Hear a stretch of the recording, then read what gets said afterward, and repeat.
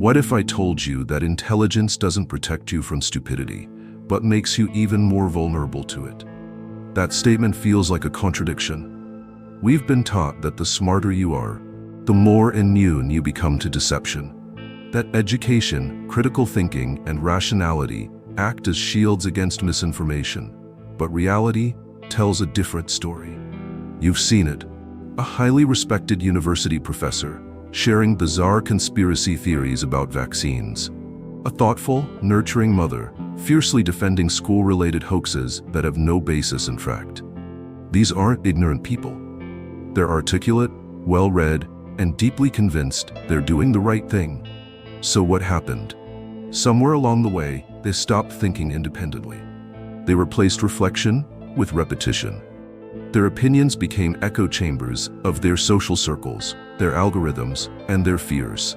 And yet, they walk confidently, even righteously, into intellectual darkness, believing they're on the side of truth.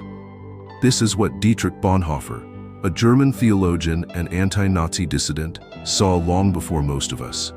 From the confines of a prison cell in 1943, he warned the world about a terrifying psychological force he called stupidity, not as the absence of intelligence, but as the surrender of it.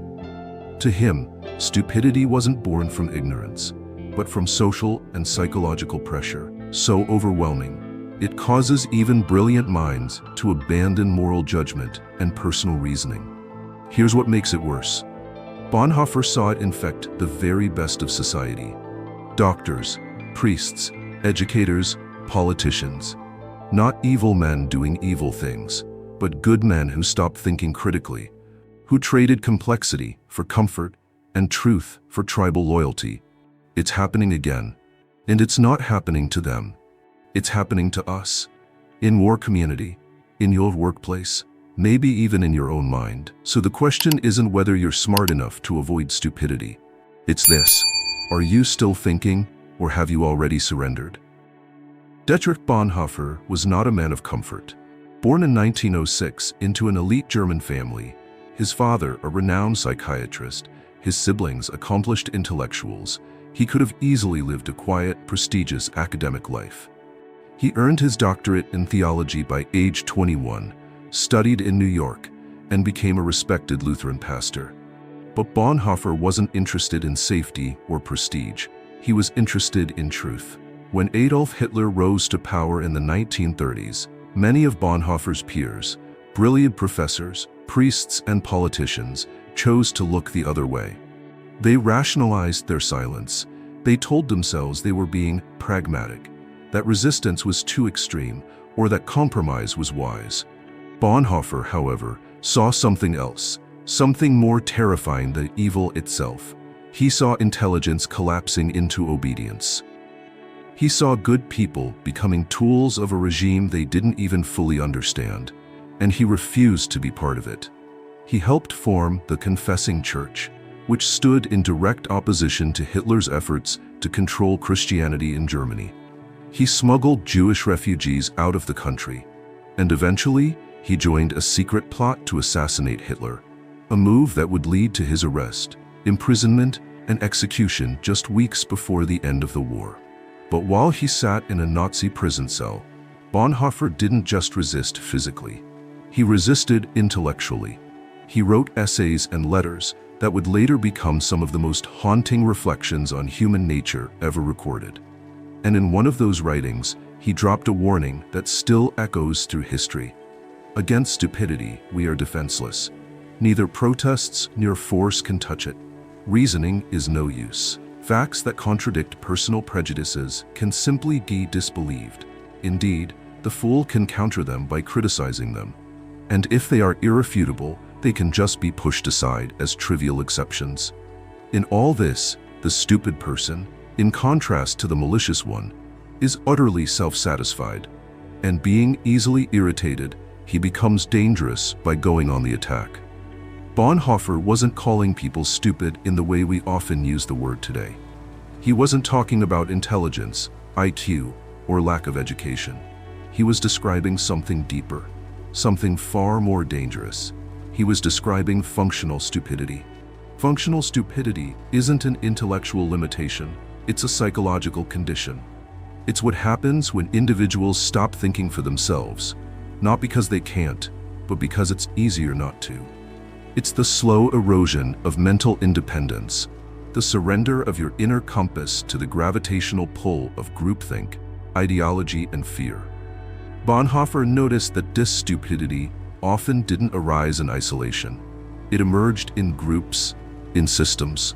Individuals who were once thoughtful and morally grounded would enter institutions, movements, or bureaucracies and become something else.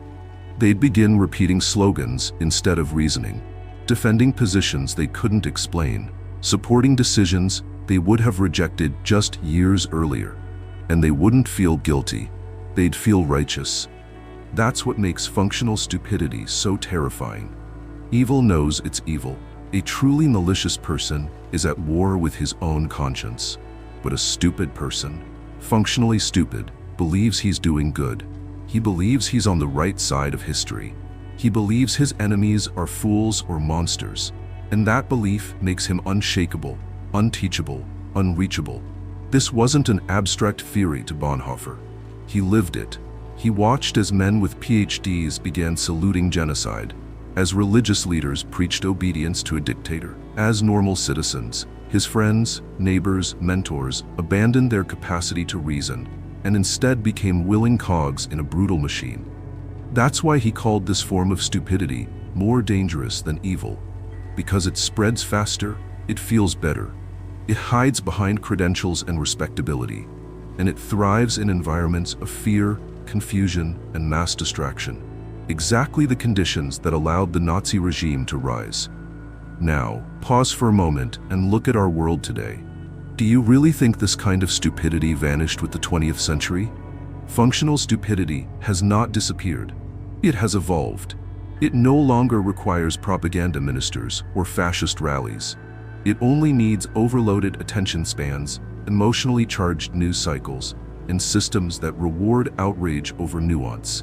It needs algorithms that feed you only what confirms your biases. It needs a culture that encourages fast opinions, not careful thought.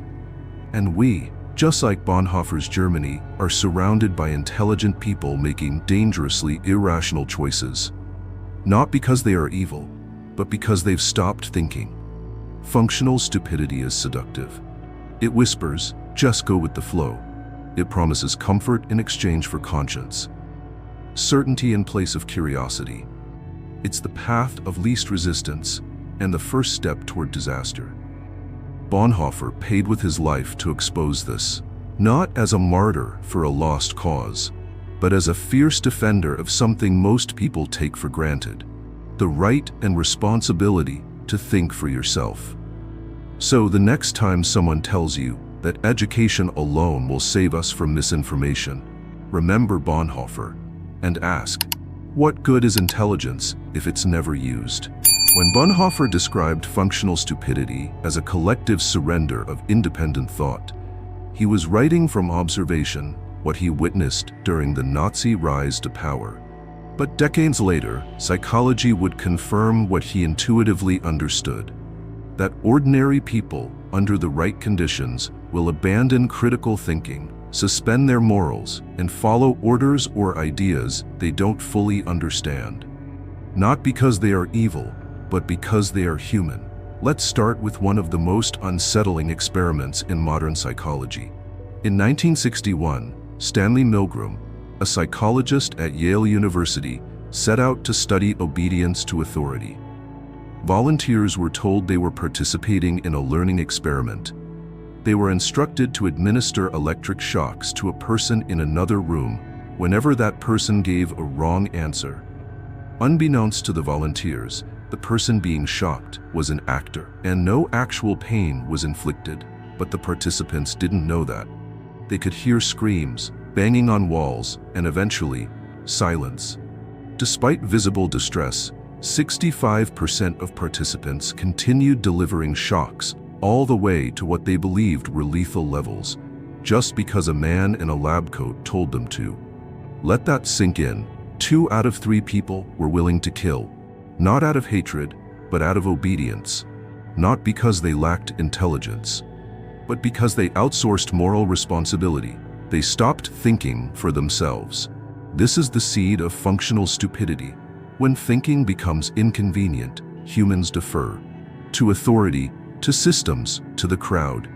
And speaking of crowds, Solomon Asch's experiments in the 1950s showed just how powerful they can be. In his conformity study, participants were asked to compare the length of lines. The task was simple, and the correct answer was obvious. But when placed in a group where everyone gave the wrong answer, 75% of participants went along with the group at least once, even when they knew it was wrong. They weren't trying to be stupid. They just didn't want to be different. Now imagine this mechanism amplified by millions of people, connected by social media, rewarded with likes, and punished with cancellation.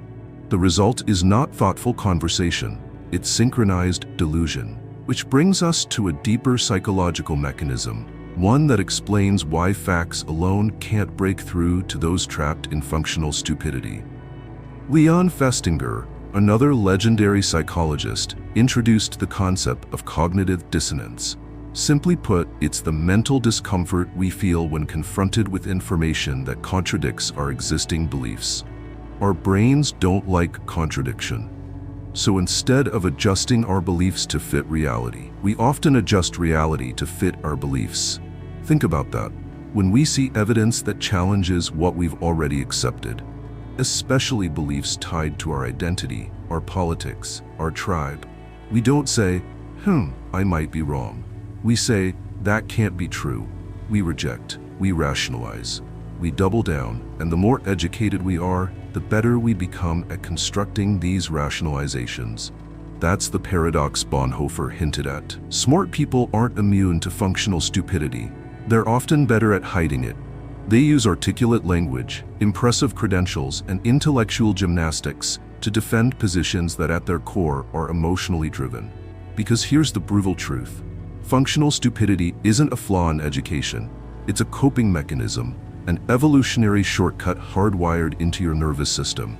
Your brain evolved to survive, not to seek truth. In the wild, it was safer to follow the tribe than to be the outlier. Thinking deeply took energy. Questioning the leader could get you killed. Certainty meant cohesion. Doubt meant risk. And so, over thousands of years, we developed a bias toward group conformity, emotional certainty, and cognitive shortcuts. Fast forward to today. We're no longer running from lions, but the architecture of our brain hasn't changed. We still react to discomfort as a threat. We still value belonging over accuracy. And in the digital age, these ancient instincts are being exploited at scale. Algorithms feed us what we already believe. News is curated to trigger outrage. Opinion is mistaken for identity. Disagreement feels like a personal attack. No wonder people retreat into echo chambers. No wonder they share false headlines without reading the article. No wonder they defend positions they barely understand with a passion that defies reason. It's not because they're stupid. It's because thinking is hard, especially in a world built to keep us distracted, anxious, and emotionally reactive. And so, we take the shortcut. We let others think for us. We align with the crowd. We suppress our doubts. We ignore the friction that signals truth might be uncomfortable. We become functionally stupid, not by accident, but by design. Bonhoeffer saw this unfolding in real time. But now, thanks to psychology, we understand exactly how it happens. The question is, what do we do with that knowledge? Because if you think you're immune, you're not. If you believe you could never fall for it, you already have. The line between independent thinking and functional stupidity isn't drawn by intelligence, but by courage. And every day, in every decision, we choose which side of that line we stand on. Functional stupidity isn't just a personal failure. It's a systemically reinforced survival strategy. Bonhoeffer saw this truth before the world had names for it. He saw a society where people weren't being forced into silence. They were being conditioned to stop thinking. And what terrified him most wasn't censorship. It was compliance without coercion. As he wrote from his prison cell, "We do not need censorship. We only need the collapse of thinking." That collapse has arrived, but not through brute force, not through jackboots or propaganda leaflets. It has arrived via timelines, notifications, autoplay videos, curated news feeds, and AI-driven algorithms designed not to inform, but to engage. And engagement today doesn't mean understanding. It means emotion, outrage, certainty, addiction. The modern world doesn't punish you for being uninformed. It rewards you. Let's start with social media. In 2018, researchers at MIT published a now famous study analyzing over 126,000 stories tweeted by 3 million people. The results were chilling. False information spreads 6 times faster than true information. Not because people want to be wrong, but because falsehoods are engineered to be more emotionally satisfying. They are simpler, sharper, more aligned with what we already believe. They don't challenge, they validate. This is not an accident. It is designed. Algorithms are not neutral. They're optimized for one thing: attention. And attention is maximized when your emotions are hijacked. So what do you see? Content that affirms your worldview. Headlines that confirm your suspicions. Stories that trigger anger, fear, or superiority. Not because they're true, but because they work. Now add artificial intelligence to the mix. Deepfakes, AI-generated videos that make people appear to say or do things they never did, are becoming indistinguishable from reality. In the wrong hands, they don't just distort the truth, they erase it. Imagine seeing your president declare war when he didn't, or your spouse in a compromising video that never happened. Truth, once fragile, is now optional. But perhaps the most devastating impact isn't technological, it's psychological. The sheer speed, volume, and emotional charge of information have created a society addicted to reaction. We no longer reflect. We scroll. We skim headlines, not essays. We share posts, not questions. We know more than ever, yet understand less. This is what Bonhoeffer couldn't have predicted in detail, but captured in spirit. He saw that the real enemy of truth wasn't lies, it was the death of thought, and our systems are perfectly optimized to kill it. Look at our economy. Workers juggle multiple jobs just to survive. Parents are flooded with responsibilities and financial anxiety. Students drown in debt. When people are overworked, underpaid, and psychologically exhausted, thinking becomes a luxury. Critical analysis, a burden. Discomfort, a threat. In such conditions, functional stupidity becomes rational. This is what economists call rational ignorance, the choice to remain uninformed because the cost of being informed feels too high. And it's no longer an individual problem, it's structural. In this world, not thinking is easier, cheaper, and socially rewarded. Think about how political campaigns are run. Not with policy white papers, but with slogans, fear tactics, identity warfare. Build the wall, defund the police, lock her up. These are not arguments, they are emotional shortcuts. They are mental algorithms as effective as any AI. Meanwhile, news outlets compete not to inform you, but to hold your gaze. Clicks drive revenue. Rage drives clicks. Nuance is expensive, simplicity sells. And when complexity does appear, it feels like a threat. That's why misinformation thrives in moments of crisis. During the COVID-19 pandemic, we witnessed doctors, engineers, and even scientists sharing false claims about vaccines, treatments, and government conspiracies. These were not idiots. They were exhausted, overwhelmed, and vulnerable to simplified narratives that offered control in an uncontrollable world.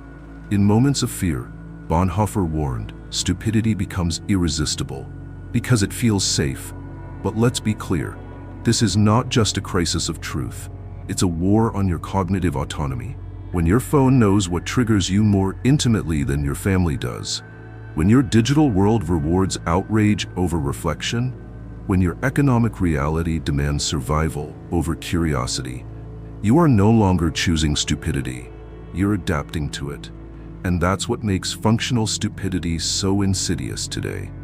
It doesn't need censorship. It doesn't need brute force.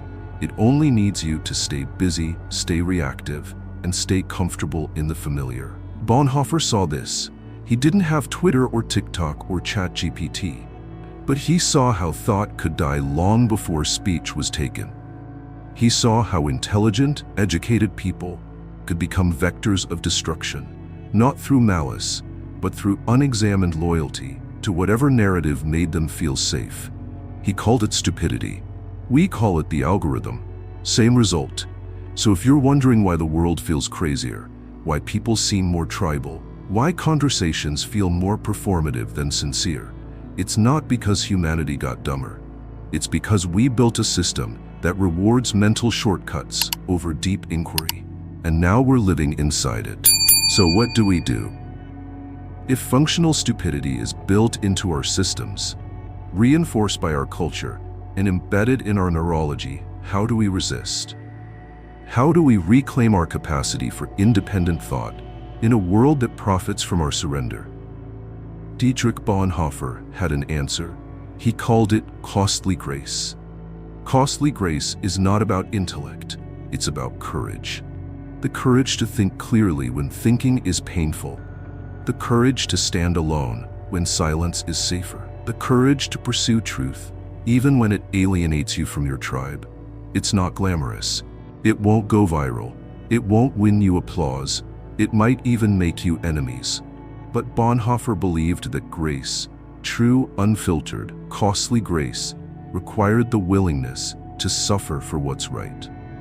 To stay awake when the world seduces you to sleep. To remain human in a society that rewards automation. This kind of resistance doesn't begin with protests. It begins in the mind. To think is to resist. But not all thinking is created equal. It takes practice, discipline, intention. And in today's environment, it takes boldness. Because genuine thinking, uncomfortable, critical, inconvenient thinking, is subversive. It breaks algorithms. It interrupts the dopamine loop. It forces you to pause. And in a system built on speed, pause is power. Here's what resistance looks like. Number 1, intellectual humility. Accept that you might be wrong. Your knowledge is incomplete, that even your strongest beliefs deserve to be questioned. This isn't weakness, it's a strength. It's the foundation of real understanding. Arrogance builds echo chambers. Humility builds bridges. Number 2, pause before you post. Before you share an article, a tweet, or a video, stop. Take 60 seconds to verify it. Ask, is this true? Is it helpful? Or am I just reacting? That single pause breaks the chain. It weakens the system that thrives on knee-jerk engagement. Number 3, embrace I don't know. In a world that rewards confident ignorance, admitting uncertainty is a radical act. When you say I don't know, you create space for curiosity, for growth, for dialogue. You resist the pressure to pretend, and in doing so you become more human. 4, seek out discomfort. Read things that challenge you. Follow people who think differently. Don't build your intellectual life around comfort and affirmation. That's how functional stupidity grows, like mold in the dark corners of certainty. None of these acts will feel heroic, but that's exactly the point. In a culture addicted to extremes, the quiet courage of reflection is revolutionary. And yet, individual action is not enough. We must also demand systemic change. We need platforms that reward nuance over noise. We need education systems that teach critical thinking as a daily practice, not as a test score. We need economic policies that give people time and space to think, not just survive. Because when people aren't constantly in survival mode, they have the bandwidth to reflect. Still, change begins with choice, your choice. You don't need to fight a dictator to defend freedom. You just need to think. Bonhoeffer understood this better than anyone. He didn't die trying to win a war. He died trying to protect the soul of a nation. A soul made not of weapons or slogans, but of minds. Minds willing to stay awake, to resist the temptation of blind loyalty, to choose complexity over comfort, thought over noise. So here's the challenge. This week, find one belief you hold deeply and seek out the best arguments against it, not to torture yourself, but to sharpen your clarity. If your belief survives, it will be stronger. If it crumbles, you will be wiser. Because thinking isn't easy, it's not convenient, it's not cheap, but it is free, and it is yours. And in an age of artificial stupidity, it may be the most radical act of rebellion left. If this video made you stop, think, or question something you once believed with certainty, don't let that moment pass. Hit like, not for the algorithm, but to remind yourself, you're choosing curiosity over comfort. Subscribe to the channel if you're ready for more conversations that don't just inform, but awaken. And now, I want to hear from you. What part of today's video struck you the most? What truth challenged you? What insight will you carry into the world? Drop your thoughts in the comments, not just for me, but for everyone here who's still brave enough to think. Let's keep this space honest, let's keep it awake, and most of all, let's keep thinking.